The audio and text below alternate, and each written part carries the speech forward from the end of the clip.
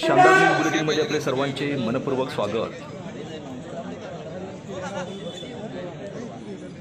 शानदार sports education association Jaysingpur त्यांच्याबरोबर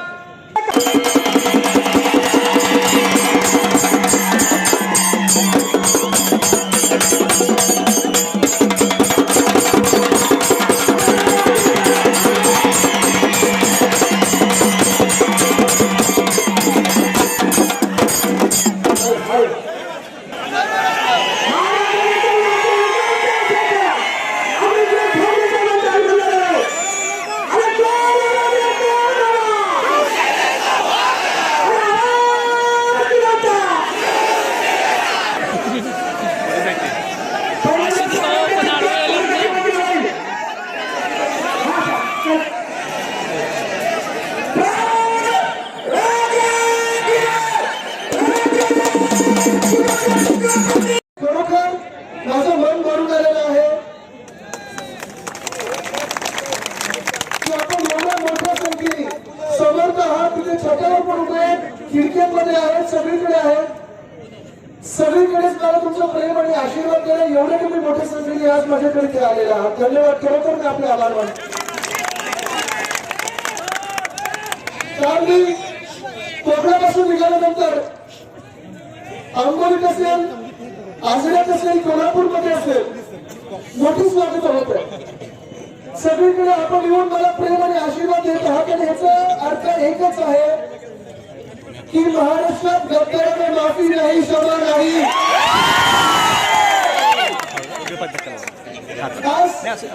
कदाचित तुम्हाला प्रश्न पडला असेल की मी काय बोलणार आहे। की जे काही या महाराष्ट्रात घाणेरडं राजकारण सुरू आहे, हे राजकारण तुम्हाला पटणारं राजकारण आहे का? जिथे दखलबाजी झालेली आहे, गद्दारी झालेली आहे, तुम्हाला पटणारी आहे का? या गद्दारांसोबत तुम्ही उभे राहणार का?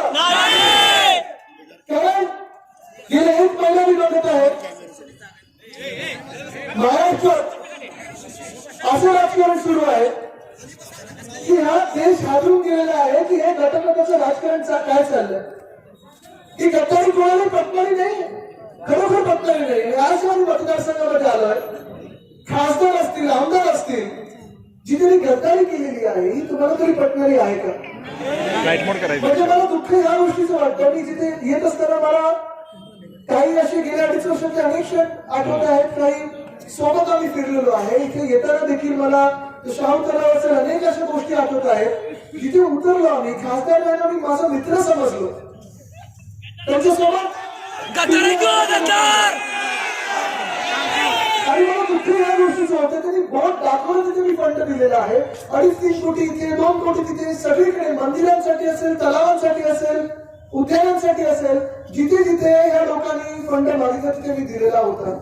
सगळ्या काही मान सन्मान दिला होता, स्वतःचं जवळचं समजून ज्याला मित्र समजलं त्यांनी त्याच पाठीत खच्ची खुपसल्या। दुःख मला ह्या गोष्टीचं होतं आहे ना। म्हणजे तुम्हाला खरोखर जेव्हा आता तुम्ही ते चालेल, मला स्वागत चालेल, फुलं टाकत होतं, माझ्याबरोबर तुम्ही सगळे सोबत होतात। मी उत्साह आवडा ह्याचसाठी म्हणतोय कारण हा जो काही आपली ही यात्रा चाललेली आहे ना, कोणी शिवसंवाद यात्रा बोलतोय, प्रेम यात्रा बोलतोय, निष्ठा यात्रा बोलतोय, पण हे मी माझं तुम्हाला खरं सांगतोय, मला तर दुःखित आहे की हे जे आमच्या परिवारामध्ये जे दुःख आहे की ह्या 40 गद्दारांना आपण आपलं समजलं, या 12 खासदारांना आपण आपलं समजलं, सगळं काही आपण यांना दिलं, आपलं प्रेम दिलं, याच्यावर विश्वास ठेवला, हे सगळं झाल्यानंतर आपल्या पाठीत अशी खंजीर खुपसली ती कधी वापरलं नव्हतं। म्हणजे तुम्ही विचार करा, तुम्ही ज्याला तुमचा मित्र समजता, भाऊ समजता, तुम्ही सगळं काही त्यांना देता, जे काही तुमच्या सोबत येईल त्याला पहिलं दिलं असतं, पदं असतील, शिवसेनेतून त्यांना त्यांची सामाजिक ओळख असेल, राजकीय जन्म असेल, पदं असतील, खासदारकीचं, आमदारकीचं तिकीट असेल, हे सगळं दिल्यानंतर सगळं काही या महाराष्ट्रात नीट चाललं असताना यांनी असा पाठीत खंजीर खुपसावा, असा विश्वासघात करावा, असे गद्दार बनावे हे आम्हाला कधी अपेक्षित नव्हतं। म्हणजे झालं असं आहे की ज्याला आपण मिठी मारली, कडाडून मिठी मारली, जवळ घेतलं, डोळे बंद करून जवळ घेतलं, कदाचित चूक हीच झाली असेल की आमचे डोळे बंद होते त्या मिठीमध्ये आणि यांच्या हातात खंजीर होता हे कधीच कळलं नाही। वार करायचा तो तलवारीने घेऊन करायचा होता, छातीवर करायचा होता, पाठीत कसला वार केला तुम्ही? आज आज मला हाच प्रश्न पडलेला आहे की जेव्हा मी महाराष्ट्रात फिरत आहे, तरुण इथे अनेक तरुण मित्र माझे आलेले आहेत. तरुण आणि तरुणींना कुठच्या तोंडाने सांगू मी की या राजकारणात या. मला सांगावंसं पण वाटत नाही की राजकारणात या, कारण राजकारण एवढं घाणेरडं झालेलं आहे, खालच्या पातळीचं राजकारण झालेलं आहे की जे काही तुम्ही ज्या माणसाला सर्व काही दिलं हेच विश्वासघात करतात, हेच गद्दार करतात आणि हेच असे निघून जातात. कितीतरी या जिल्ह्यासाठी अनेक बैठका घेतल्या. तुला सुद्धा आपल्या बरोबर आपण आठवतो किती पंचगंगेसाठी बैठका घेतल्या, किती बैठका घेतल्या. आणि मग मला प्रश्न हाच पडतो की नक्की यांना काय कमी दिलं, आमचं काय चुकलं.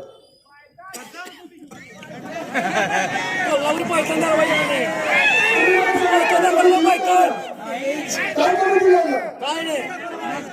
जिंकून आले तर सोबत आले, चेहरा दाखवला, मंदिरात शिवमंदिर बांधलं, सोबत आल्यानंतर हेच सांगितलं की आम्ही 5 वर्ष तुमच्या सोबत राहू, जीवनभर तुमच्या सोबत राहू, मंत्रिपद दिली. सगळं काही झाल्यानंतर काय कमी दिलंय ना, बरोबर 112 कोटीचं मंत्रिपद दिलं. पण हे मला वाटतं हेच आमचं चुकलं असेल कदाचित की गरजेपेक्षा आणि लायकीपेक्षा जास्ती दिलं आणि हे चुकलं आमचं. जेव्हा कोणाला गरजेपेक्षा जास्ती लायकीपेक्षा जास्ती देतो आपण तेव्हा हे चुकायला लागतं. या इथे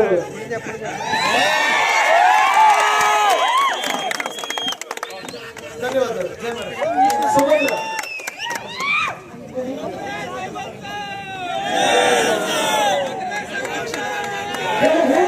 हे प्रेम आहे, पण हेच प्रेम आम्ही त्याच गद्दारांवर दिलेलं, तोच विश्वास ठेवलेला.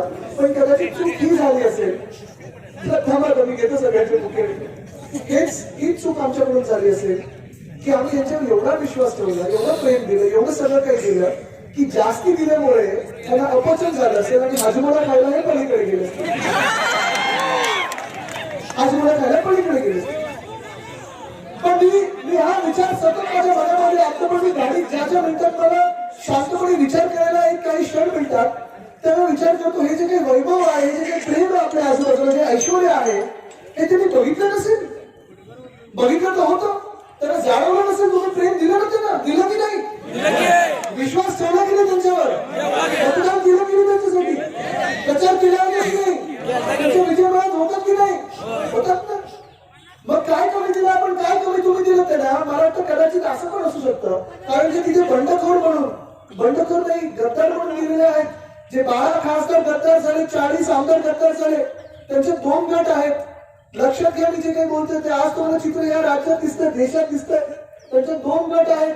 एक गट असा आहे की ज्यांना जास्ती मिळालं, अपचन झालं आणि ते अपचन इतर लोकांना दिसायला लागलं आणि त्याच्यावर काही गडबड आली असतील. 50 कोटी ही आमिष होती, आमिष पण असतं, गडबड मला माहिती, तुम्हाला माहिती का काय असतं. जनता बोलत आहे, लक्षात घ्या. ही जनता हुशार आहे, तुला काय गडबड असेल, काही गडबड असू शकतात. आणि त्यांना मी एवढंच सांगतोय, तुमच्यावर गडबड होती ना, तुमच्यावर गडबड होती ना, जा तिथे आनंदात राहा.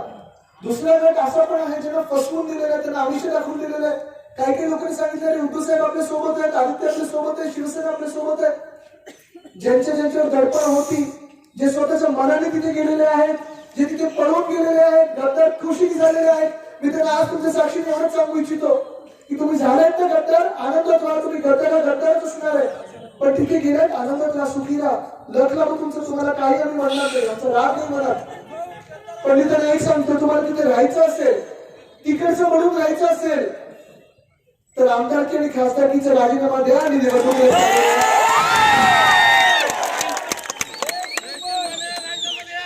आमदारकीचा राजीनामा द्या, खासदारकीचा राजीनामा द्या, निवडणुकीला सामोरे या. जो काही जनता निकाल देईल तो आम्हाला मान्य असेल. ठरलं का? पण दुसऱ्या बाजूला असे पण आहेत ज्यांना वाटतं की काहीतरी चूक झालेली आहे. प्रामाणिक माणसाच्या पाठीत खंजीर खूप असलाय, उद्धव साहेबांच्या पाठीत खंजीर खूप असलाय. ज्या गद्दारांना असं वाटत असेल त्यांना मी सांगतोय, चला परत या. मातोश्रीचे दरवाजे सदैव तुमच्यासाठी खुले असतील. मातोश्रीचं मन मोठं आहे, उद्धव साहेबांचं मन मोठं आहे. पण हे जे गद्दार आहेत हे आज काय सांगत फिरत आहेत सगळीकडे, काय खोटं बोलत सगळीकडे फिरत आहेत, निर्लज्जपणे खोटं बोलत आहेत. की आम्ही हिंदुत्वासाठी गेलो, आम्हाला फंड नाही मिळाला म्हणून गेलो, मित्रपक्ष आम्हाला सपोर्ट होता, हे भेटले नाही, ते भेटले नाहीत, अमुक झालं तमुक झालं, उद्या बोलतील आदित्य ठाकरे ब्लू शर्ट घालून फिरतात म्हणून गद्दारी आम्ही केली. काही बोलू शकतो, तो खोटं बोलायचं काही बोलू शकतो. बरोबर, 2.5 वर्ष मजा केली आणि गेले. हे जे स्वतःसाठी बोलत आहेत की आम्ही उठाव केला, आम्ही बंड केला, आम्ही क्रांती केली, 33 देशांनी आमची नोंद घेतली, तुमची गद्दार म्हणून घेतलेली आहे, गद्दार म्हणून घेतलेली आहे. आणि तुम्ही बंड केला नाही, तुम्ही उठाव केला नाही, तुम्ही क्रांती केली नाही. बंड करायला, उठाव करायला ताकद लागते, हिंमत लागते, जिद्द लागते. तुम्ही दडपक होतात, दडपक राहणार तुम्ही. तुम्हाला जो बंड करायचं असतं, उठाव करायचा असतं, ते पहिलं तर म्हणजे 2.5 वर्ष मजा मस्ती केली नसती, नंतर खोटं बोलत फिरला नसतात. तुम्ही बंड करायला आणि उठाव करायला या महाराष्ट्रातच राहिला असतात. शिवसैनिक असतात तर शिवसेना पक्षप्रमुखांचा आदेश पाळला असतात. शिवसेना पक्षप्रमुखांना हिंदू सम्राट बाळासाहेब ठाकरेंच्या सुपुत्राला मुख्यमंत्र्यांच्या खुर्चीवर पाय उतार केला नसतात.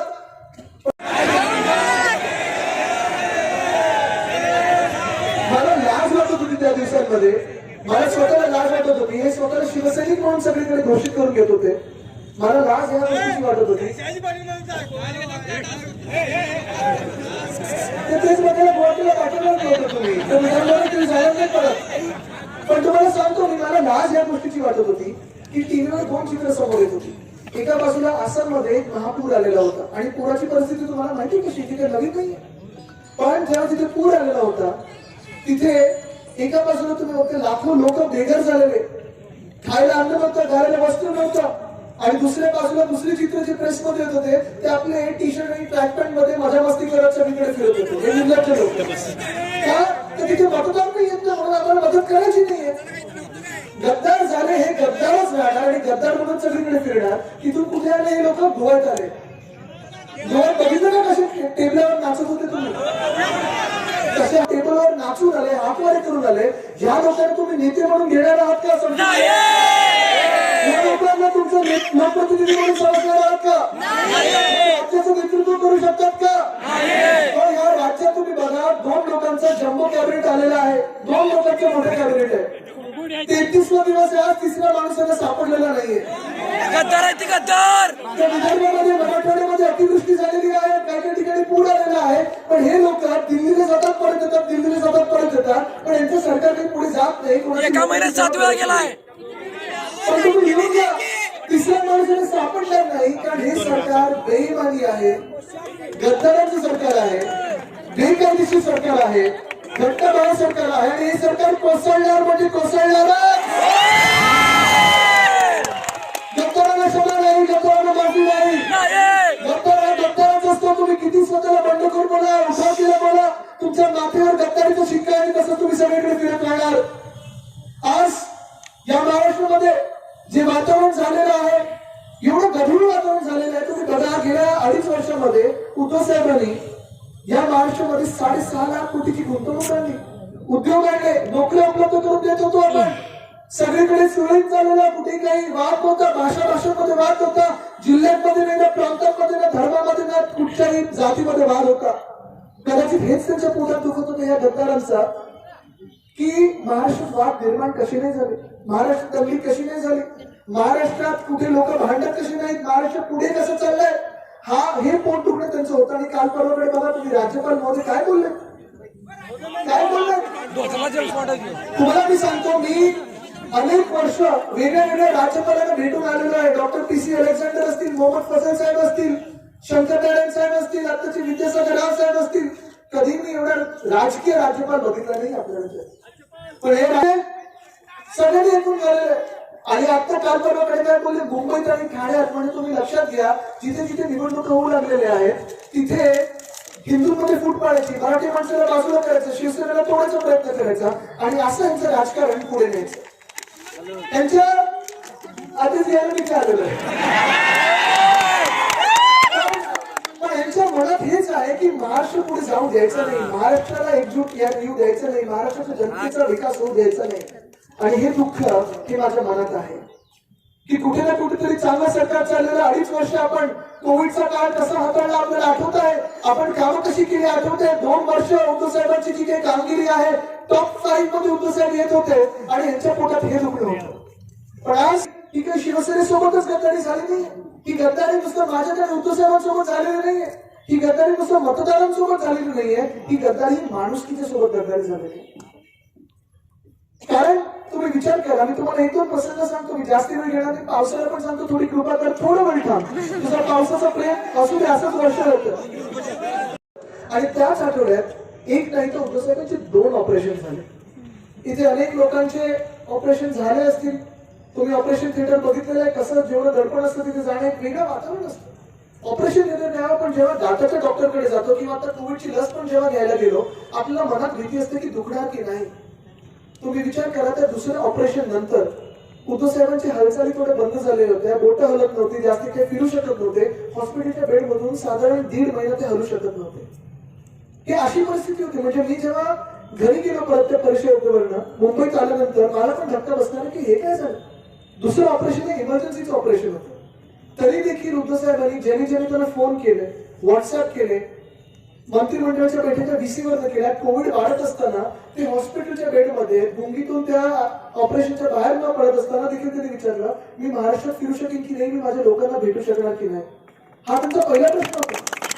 पण एका बाजूला मी ही परिस्थिती बघत होतो, कोविड वाढत होता. उद्धव साहेब तेव्हा म्युन्सिपल कमिशनर असतील, SP असतील, कलेक्टर असतील, आपले आमदार असतील, आपले खासदार असतील, या सर्वांसोबत बोलत होते की लोकांची काळजी घ्यायची कशी, कोविड मधून लोकांना वाचवायचं कसं. कारण ते स्वतः हलू शकत नाहीत, हॉस्पिटलमधून बाहेर पडू शकत नाहीत, बैठका घेऊ शकत नव्हते.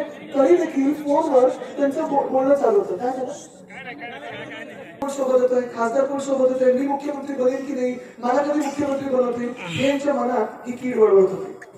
तुम्ही विचार करत खरं त्यांचं कर्तव्य काय होतं की ज्या माणसाने आपली राजकीय ओळख दिली, ज्या माणसाने आपल्याला तिकीट दिलं, ज्या माणसाने प्रचार केला, ज्या माणसाने निवडून दिलं, ज्या माणसाने अशी खाती दिली, कधीही मुख्यमंत्र्यांनी सोडली नव्हती 40 वर्षात, अशी खाती दिली, काम करायला संधी दिली, त्या माणसासाठी ह्या गद्दारांनी काम करायला पाहिजे होतं, सांभाळून घ्यायला पाहिजे होतं उद्धव साहेबांना की त्यांच्या पाठी खंजीर खुपसायला पाहिजे होतं.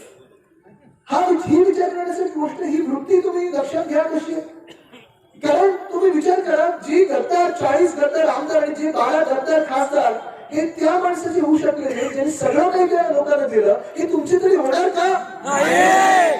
म्हणजे जेव्हा परिवारावर आमच्या कठीण काळ चाललेला, आम्ही जास्ती बाहेर काही बोलू शकत नव्हतो, आमचं दुखणं काही सांगू शकत नव्हतो, कारण आम्ही जर खचून गेलो असतो तर महाराष्ट्राचं काय झालं असतं हा विचार करत होतो. जेव्हा महाराष्ट्राची काळजी कोविडमध्ये लोकांना जपत होतो, हे सगळं चालू असताना ह्या गद्दाराला काय सुचत होतं, उद्धव साहेबांची काळजी नाही, उद्धव साहेबांची देखभाल नाही, उद्धव साहेबांचं काम नाही, तर गद्दारी सुचत होते. हे तुमचे नेते बनू शकतात नाही. स्वतःच्या नेत्याचे होऊ शकले नाही, स्वतःच्या कुटुंब प्रमुखाचे होऊ शकले नाही, तुमचे काय होणार तुमचे लोक. आणि म्हणूनच मी तुम्हाला इथे विचारायला आलोय की तुम्ही सत्तेसोबत राहणार की सत्यासोबत राहणार. ही वृत्ती तुम्ही लक्षात घ्या. कारण हे सगळीकडे खोटं बोलत चाललेले आहेत आणि सत्य परिस्थिती जे सांगतात की उद्धव साहेब भेटले नाही, त्या 2 महिन्यामध्ये उद्धव साहेब भेटू शकले नाही त्या लोकांना, पण तरी देखील फोनवरनं आणि व्हिडिओ कॉन्फरन्सिंगवरनं बोलत होते, महाराष्ट्राचं काम करत होते, कुठेही काम बंद केलं नाही. तसंच जर बघितलं तर आम्ही देखील कुठेही बोलू शकलो नाही घरी काय चाललंय. कारण जर मुख्यमंत्र्यांचाच परिवार खचून गेलं तर काय होणार या राज्याचं. आम्ही कामं करत नाही ना, यांची कुरकुर आम्हाला कानावर येत होती, यांचं जे काही हालचाल चालू होती गद्दारांची काम आम्हाला कानावर ऐकून येत होती. 2-3दा विचारलं, कोणी अन्नाची शपथ खाल्ली, कोणी काय खाल्लं, पण जी गद्दारी करायची होती ती केलीच. आणि आमच्या कठीण काळात त्यांनी पाठीत खंजीर खुपसलं. आज राज्यात काय चाललंय, आज राज्यात शिवसेना फोडण्याचं काम सुरू आहे, आज राज्यात आपली एकजूट आहे ती तोडण्याचं काम चालू आहे, आज राज्यात आमच्या ठाकरे परिवाराला एकटं पाडण्याचं काम चालू आहे. आणि काल पण मी बोललो, आज पण बोलतो की ठाकरे परिवार तुम्ही एकटं पाडू शकत नाही, कारण ठाकरे परिवारासमोर माझ्या बसलेल्या शिवसेनेच्या तुम्ही आम्हाला एकटं पडू देणार का, सोबत राहणार ना. तर इथून मी पुढे निघताना मला एकच पाहिजे आपल्याकडून, मी काही मागायला आलो नाही, आज काही मागणार नाही आपल्याकडून. शब्द देतो पुढचा आमदार शिवसेनेचा असेल.